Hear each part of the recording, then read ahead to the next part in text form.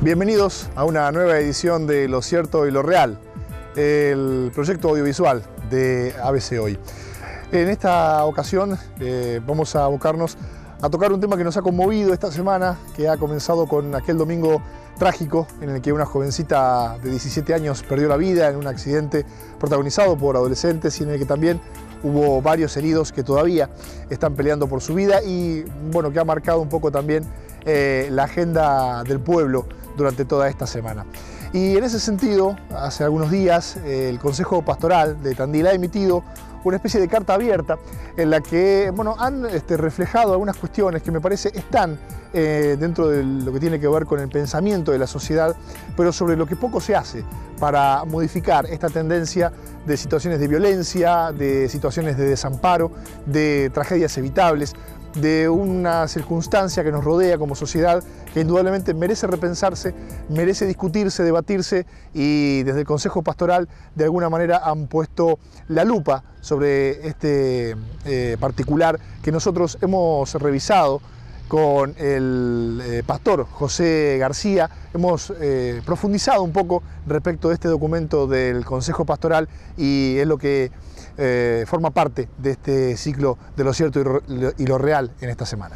Y además estas tragedias, como bien lo anunciabas, Mariano, dejan el dolor, ¿no? Y sobre ese tema también vamos a hablar, vamos a abordarlo con la palabra de un entendido en la salud mental. De hecho es el director del área aquí del municipio, estamos hablando del licenciado Adolfo L'Oreal.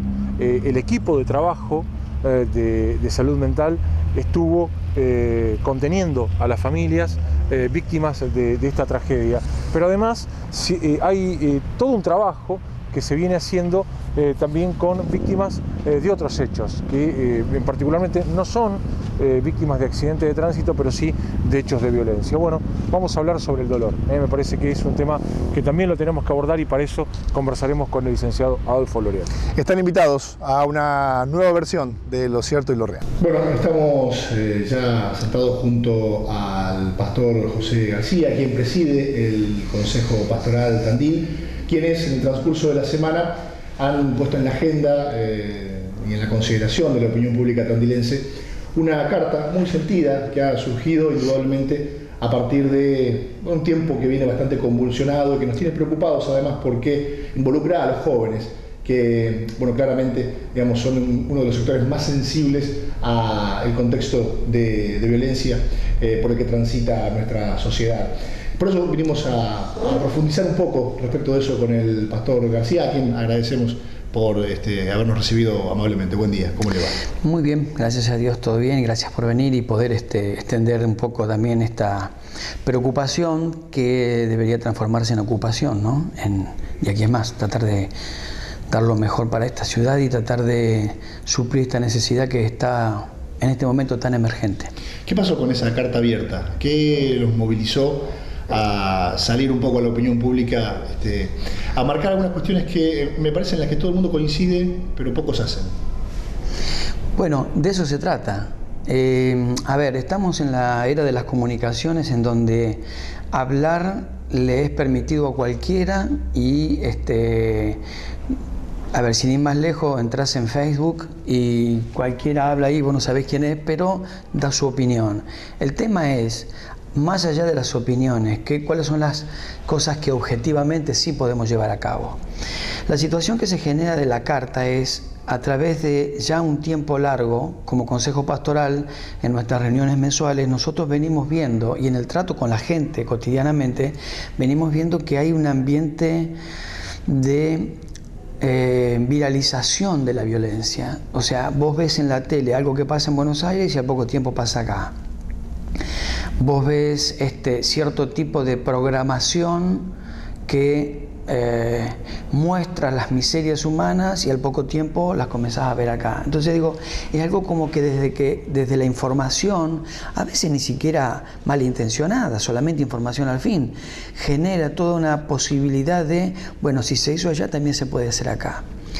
Y me parece que eso no es así, eso es permitir que haya un avasallamiento sobre también nuestra manera de pensar y nuestras voluntades. Entonces, desde el Consejo Pastoral nos pareció que ante la angustia que generó este accidente, la muerte del chiquito de Vela, el suicidio de la señora en el dique, una serie de cosas que venían pasando, las reyertas que ha habido en estos últimos días en la salida de los boliches y todo lo demás, digo, esa angustia que se genera socialmente, el Consejo Pastoral no puede estar, las iglesias no pueden estar ausentes de eso. Ayer veía en uno de los comentarios que salían a través de la carta, alguien que plasma un poco la idea de lo que se está pensando y diciendo. Una señora que respondía a la carta de esta manera, decía, lo ideal sería que no fuese ni un político ni un religioso el que salga a opinar. Y sabes que tienen cierta razón, porque hay un descreimiento generalizado que de donde tendrían que venir las soluciones, pareciera ser que siempre hay una segunda intención cuando uno declara algo. Ahora, convengamos que hay políticos, que hay religiosos y que hay gente falaz en todos lados. La verdad es, si erradicamos la política, ¿quién gobierna? Si cerramos las organizaciones no gubernamentales, ¿quién se ocupa de esa escala media de atención de las necesidades? Si no hay quien sostenga espiritualmente a la gente, ¿quién lo va a hacer? Entonces, digo, siempre el descreimiento nos lleva a desmembrarnos como sociedad. Y esto hace que los pibes no crean en los padres porque no ven los modelos. Por ejemplo, en el mismo boliche está el padre y el hijo. Entonces digo, algo está pasando. A ver, por ahí alguien se enoja porque, qué sé yo, la policía o el intendente o quien sea, no hay mayor seguridad. Bueno, no se puede poner un policía en cada esquina. Pero la pregunta es, ¿por qué alguien va a bailar con un arma? ¿Por qué se permite, como se ha comprobado, que a ciertas edades haya chicos dentro de los boliches? A ver, para ir al cine hace 30 años atrás a ver una película prohibida para menores de 18 años, era todo un filtro que había que pasar por el portero impresionante. Y no entrabas. Hoy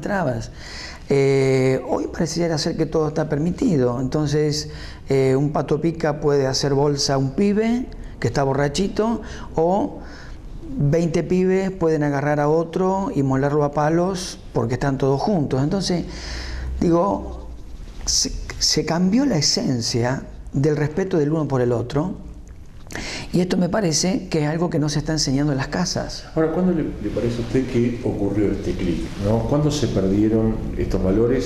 Creo que es el valor fundamental, que es el valor a la vida. ¿Cuándo fue que nos pasó? Yo creo que esto no es abrupto, esto no aparece de un día para otro que nos levantamos y decidimos que todo cambia. Yo creo que nos vamos deslizando a eso. A ver, creo que las comunicaciones fueron fundamental. El hecho, a ver, año 92 creo que fue la guerra del Golfo, fue la primera vez que vimos una guerra desde momento a momento sentado en el living de nuestra casa.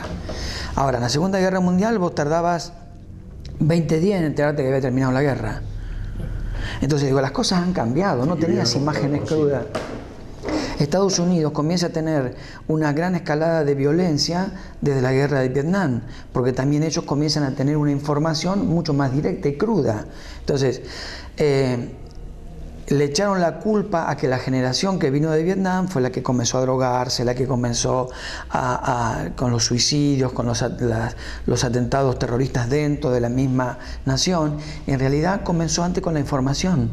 La miseria que ellos vivieron en el odio de la guerra, la transportaron a una sociedad que en teoría estaba sana y cuidada. Bueno, hoy estar viendo cómo cae una de las torres en Manhattan, y viéndola como un accidente, o no se ve lo que estaba pasando, y en el mismo momento ver cómo otro avión la impacta, te ponen en una realidad. Entonces, eso está ocurriendo en Estados Unidos, pero vos ya acá entras en alerta. Entonces yo creo que eso se va decantando. Entonces, si dos pibes... A ver, cuando nosotros éramos jóvenes, también había dos pibes que a la salida del colegio se peleaban por algo. Lo que perdía era un diente, en el peor de los casos. Pero había toda una cadena de autoridad en donde la directora llamaba a los padres corregían a los pibes, se ponían amonestaciones. Yo no me estoy poniendo acá en vigilante de nada. Me estoy diciendo, digo, una cadena de autoridad y de respeto que sostenía la red social. Siempre estaba el violento, siempre estaba el mentiroso, siempre estaba el corrupto, pero casi siempre terminaban presos, o por lo menos pagando algo. Hoy vemos que nadie paga nada.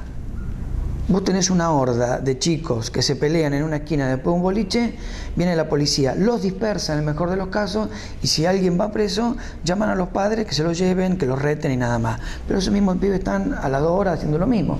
Entonces digo, hay una cadena de autoridad rota, de arriba hacia abajo, y hay una cadena de compromiso y responsabilidad de abajo hacia arriba que tampoco se respeta. En el medio, los demás tienen derecho a hacer lo que quieren porque nadie les va a reclamar nada. Ahora, como diagnóstico, digamos, yo coincido.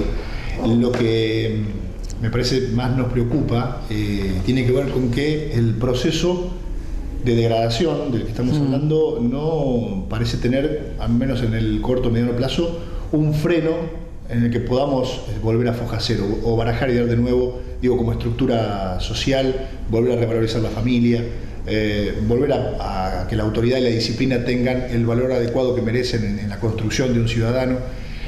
¿No coincide usted? Le digo, en el sentido de sí. ¿cómo frenamos esto? Bueno, de la misma manera que me parece que se degradó de abajo hacia arriba y eso generó una respuesta negativa, de arriba hacia abajo y generó una respuesta negativa de abajo hacia arriba, creo que también hay un proceso de restauración. De hecho, la humanidad ha generado procesos de restauración. A ver, desde las civilizaciones más antiguas cayeron en lo peor y después de lo peor comenzaron a levantarse. Ahora, la idea no es caer en lo peor. No tienen que morirse tus hijos, los míos y los tuyos para que empecemos a pensar en algo. O el hijo de alguien importante. Digo, el tema es, cuando te sientes este domingo en tu casa, charlás de este tema, valorás la situación. Vos como padre, ¿te haces cargo de que a lo mejor no hiciste las cosas bien? ¿No será que tenés que cambiar? ¿O es más fácil decir, bueno, ahora ya está grande, los pibes deciden solos? Los pibes, aún grandes, no deciden solos. Aún casados, a veces necesitan de un consejo. Entonces, cuando hablamos de consejos, estamos hablando de experiencias vividas, no de pontificar desde un lugar específico. Ahora, bueno, ustedes están hablando con el pastor de una iglesia. Yo debo decirles que en el caso de las iglesias, nosotros trabajamos mucho con la gente precisamente en el cambio de esos valores, porque algunos nunca los tuvieron, porque tuvieron la mala suerte de que sus padres los abandonó de chico, porque no hubo una figura paterna, porque no hubo posibilidades económicas para estudiar o mejorar, porque X causa. A cualquier edad, cualquiera puede cambiar si se lo propone. Y me parece que ahí está el asunto, si es que queremos cambiar. Porque yo también veo que hay una cierta despreocupación en que hay algunos que no les interesa ya cambiar. Algunos dicen, bueno, hoy nos asaltan con un desprecio total por la vida y te matan sin decir agua va, no les importa la vida. La pregunta es, ¿de dónde empezaron a sentir que la vida de ellos no valía? Desde que alguien los rechazó, desde que de chico nadie le dijo que los ama, de que nadie de chico los cuidó, de que nadie de chico le dio las oportunidades. Bueno, a ver, algunos zafaron y siguen viviendo y otros se quedaron en el camino porque para vivir mal como están viviendo, morir debe ser mejor. Otros prefieren estar en la cárcel porque es su ámbito. Cuando digo prefieren, no estoy exagerando. Para algunos es el mejor lugar de elección que tienen para vivir. Encuentran otros valores, otros códigos que los sostienen. Las cárceles tienen reglas y se cumplen. Obviamente de una manera violenta, de una manera que nosotros no aceptaríamos dentro de una sociedad normal. Pero digo, afuera se han perdido las reglas, ¿sí? Entonces, digo, ¿cuáles son los derechos y los deberes que nosotros tenemos que tener? La tendencia es reclamar derechos. Llevar deberes adelante esto es un tema. Entonces, me parece que sí, se puede restaurar, vuelvo a repetir, dentro de las iglesias evangélicas, las católicas también y otras religiones, digo, volver a restaurar la familia, volver a restaurar los valores, es ponerlos en el lugar que corresponde. A veces duele, porque si al pibe vos no lo dejás ir a tal lado, porque sabés que va a haber una fiesta que termina mal o que corre riesgos, ese pibe se siente mal porque el lunes lo van a tratar mal en el colegio, o lo van a cargar o lo van a rechazar. El asunto es que vos lo seguís teniendo vivo, ¿sí? Entonces me parece que estas cosas hay que ponerlas en el contexto real. ¿Por qué no tener círculos de padres que se junten en las escuelas para charlar la problemática de los hijos junto con los docentes? ¿Por qué en los clubes, en las ciudades de fomento, no hablar de los problemas del barrio, pero en serio, no solamente de la luz y del asfalto, sino, che, ¿por qué pasa esto con los chicos que se juntan en la plaza? ¿Cómo hacemos para ayudarlos en serio? No es solamente tirarle una pelotita y que por lo menos se diviertan y hagan algo y se cansen detrás de una pelota. Digo, y a las 2 de la mañana, que es el horario que abren los boliches, digo, ¿no tendría que haber una ordenanza municipal que la cosa funcione en otros horarios, por ejemplo? O sea, digo, las preguntas que tenemos que hacernos es saber si desde las preguntas podemos haber generado soluciones posibles. ¿Cómo no se va a poder solucionar cuestiones que tengan que ver con el amor entre los unos y los otros? Yo decido tirarle la basura de mi vereda al vecino, yo lo decido, pero también decido juntarla y ponerla en mi bolsa. Estoy hablando de una cosa mínima, pero que también genera un problema entre dos vecinos. Yo decido bajar el volumen de mi televisor para no molestarlo al vecino que sé que se levanta a las 5 de la mañana para ir a trabajar a metalúrgica. Yo lo decido. Ahora, si lo quiero dañar, también se lo pongo en alto. Si me levanto a las 6 de la mañana, no tengo que acelerar el auto fuerte para despertar a todo el barrio. Pequeñas cosas que hacen al convivir. Entonces, me parece que eso se fue perdiendo de a poco y ya no nos importa. Entonces, me despertaste con ruido, vas a ver mañana yo qué te hago. Y ahí estamos. Hasta que alguien presionado por la vida, presionado por las circunstancias, alguien se desborda y lo que comienza con un intercambio de palabras a veces termina con una cosa. El otro día en Buenos Aires matan a un tipo contra un contenedor, una pelea familiar, vecinal. Entonces digo, no hay alguien que los pare, ya no hay nadie que separe a nadie. Se vive hasta con un cierto sadismo lo que ocurre en la violencia y en la falta de respeto por el otro. Se busca eso. Y la verdad, yo veo desde acá mi ventana, acá tenemos una entrada a ese lugar. Dentro de media hora más o menos van a empezar los bocinazos. Porque el que viene por acá no puede tolerar que el que sale de ahí le obstruya 2 minutos la avenida. Y tiene que salir el hombre, tiene que entrar. Digo, ¿cuál es la intolerancia? Entonces... Pasa en los semáforos también. En un semáforo. Se descuida con el verde y el que está atrás empieza. Sí, entonces digo, a ver, y entonces le empezás a hacer la seña que te pase por arriba, que yo cuánto, entonces se te baja el otro. Y todo fue un problema de una luz. ¿Cuál de los dos estaba tan apurado para hacer algo? Ahora, si vos venís con un pañuelito haciendo señas de que venís con una urgencia médica, todos te van a dar lugar.